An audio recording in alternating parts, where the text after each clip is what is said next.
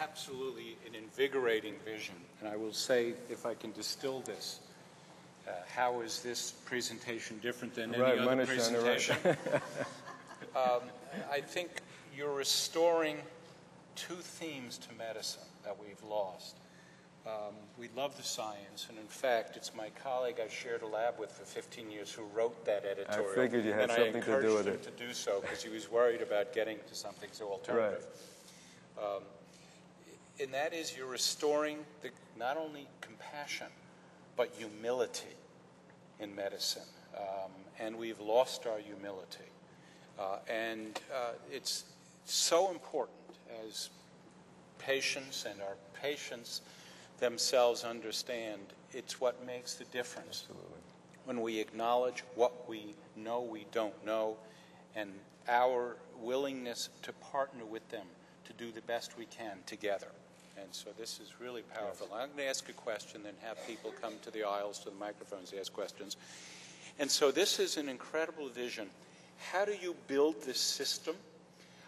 Is there a test bed and a model for this? You'll tell us about what you're doing at Duke. And how do you implement this vision, Ralph? Well, this is, as you know, this is not easy. And I think anybody who thinks that there will be a major, almost instantaneous transformation of how healthcare is delivered in the United States, all they need to do is ask Hillary Clinton, and I think she'll tell you it's not going to happen.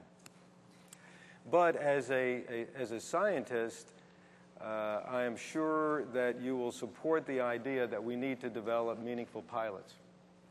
And what we have been trying to espouse is that we ought to develop meaningful pilot tests of prospective care.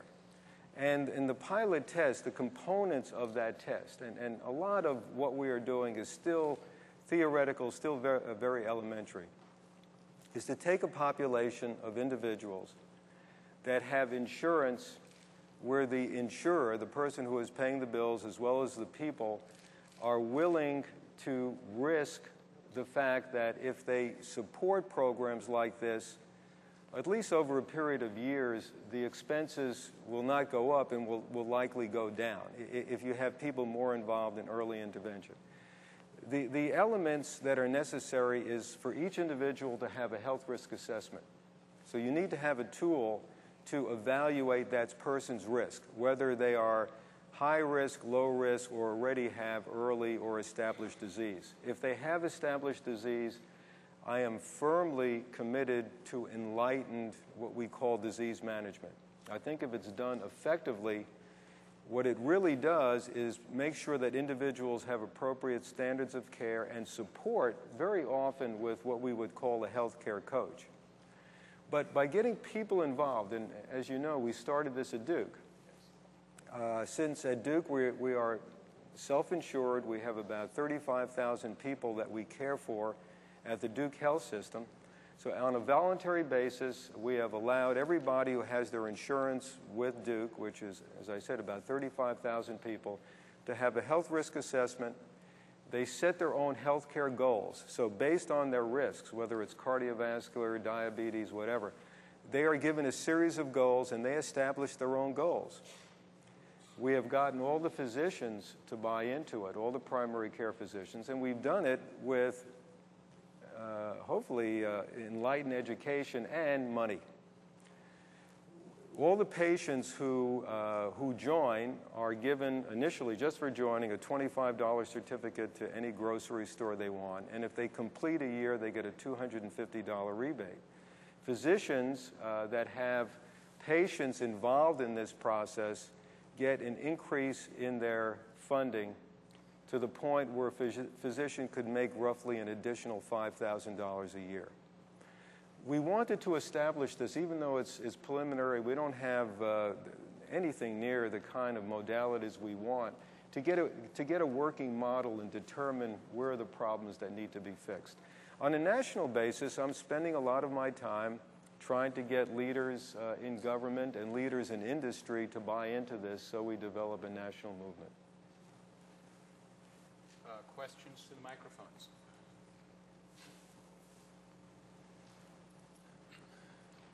Would you comment on NIH roadmap and integrative medicine? I think the NIH roadmap is very important, and I've spoken to Elias Zerhouni. It gets to an issue in which I think that those of us in science, not the people necessarily at the bench, but the administrators of science, the administrators and the individuals who determine budget, etc., ought to be asking at least some portion of science to look directly from the needs of the clinical arena, let's say the clinical marketplace, to say where are areas in which there are major problems. Just focus specifically on a patient with breast cancer or a person with macular degeneration, or you just name it, and say starting with the clinical condition on the one hand, and on the other side, the NIH and all NIH-funded research in all the different disease areas. How do we, rather than focus solely on the push of the research and technology to create more and more discoveries, let's say which of those things could be pulled directly into the clinic to begin solving problems? So I think that it fits very well as a partner with what I'm talking about. I think that the NIH roadmap could allow the clinicians to develop far better models to understand risk, and earliest molecular detection and early intervention. I spent last weekend at a high-powered physician-scientist meeting and heard dozens and dozens of discoveries, all of which, rather than just a discovery themselves, gave us insight of the process, the pathogenic process of disease that could allow us, if we measured these things in people, to determine much earlier than anything we're doing right now when a disease is beginning. So I think it fits in as a major support system to this concept of giving people more power to impact their own health. I am totally bought into the roadmap. Other comments or questions right over here? I have a question about you were talking about early detection on molecular level, but do you think that there's a role of the self-fulfilling prophecy that could come in as a danger in that? Because I know cases, if you think that you have a certain disease that you could get it, do you think that it has any kind of part in that? Well, I think the most honest answer is I really don't know. But I do believe that we certainly, based on our own attitude, if one has an attitude that something bad is going to happen, very often it does. Whether one could will a specific pathogenic process and make it worse, I think that indirectly that may be possible. If we do believe that there is a lot of neurological control over many, many processes, some of which may be immunosurveillance, I think that's possible. I think there are dangers, and there's no question that there are tremendous risks and probably barriers to give individuals information about things, particularly things over which nothing could be done.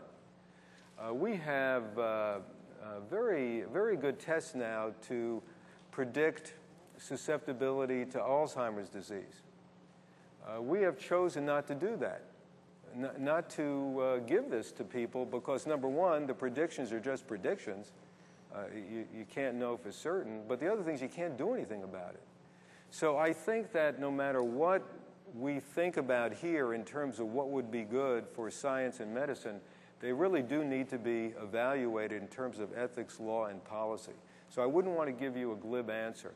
I would argue that those things in which an individual could really seize and do something about in a positive way and provide support to help them would be a good thing. But I could not argue and say that with some individuals it wouldn't be good.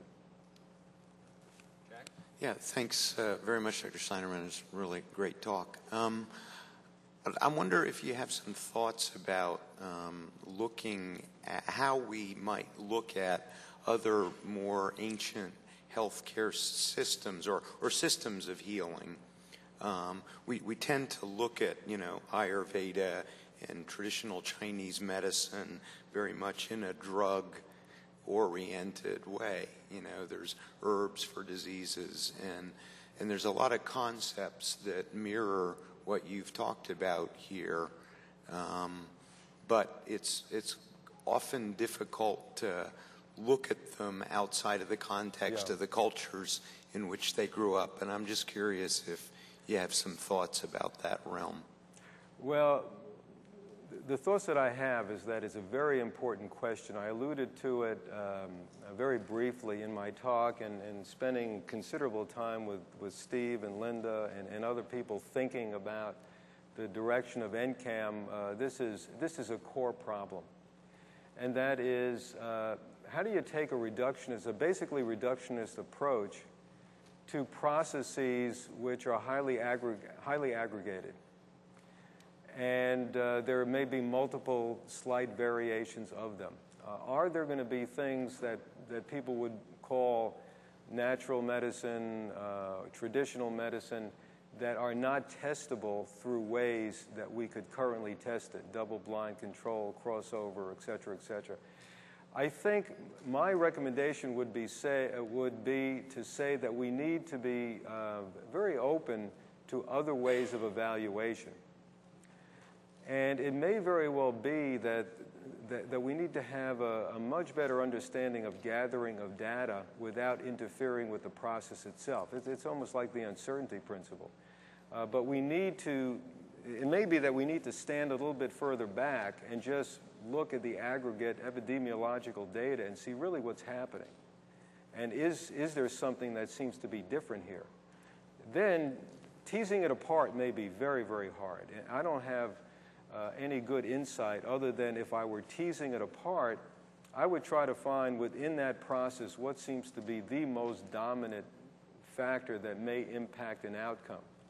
But I think initially I would feel a lot better if I understood that the outcome could really be measured, even in the complexity of the practice.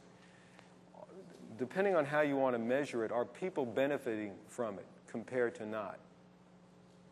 I don't know if that makes sense to you, but that's the way I would approach it. So, with respect for the time and the season, we've asked our 4 questions. Yes, at least. That's exactly right. It's time to thank Ralph for sharing with us this new vision and basically admonishing us to return to our roots. Exactly. And remember what we're supposed to be as physicians and to help us get there. Absolutely. Thank you very much.